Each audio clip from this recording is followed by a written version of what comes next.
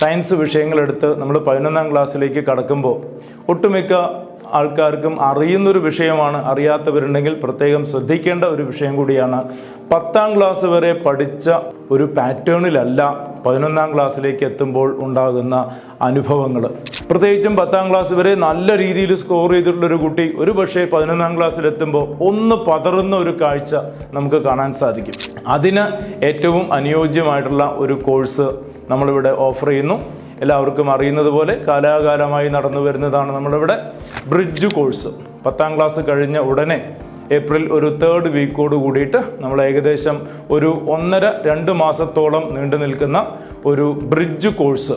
ആ ബ്രിഡ്ജ് കോഴ്സിൽ പഠിക്കാൻ താല്പര്യമുള്ള കുട്ടികൾ തീർച്ചയായിട്ടും അതിന് രജിസ്റ്റർ ചെയ്യണം, ജോയിൻ ചെയ്യണം. എന്താണ് ബ്രിഡ്ജ് കോഴ്സിൻ്റെ ഉദ്ദേശം? 10ാം ക്ലാസ് കഴിഞ്ഞ് 11ാം ക്ലാസ്സിലേക്കുള്ള ഒരു സ്മൂത്ത് ട്രാൻസിഷൻ ആണ് നമ്മളവിടെ കുട്ടികളെ ഒരുക്കുന്നത്.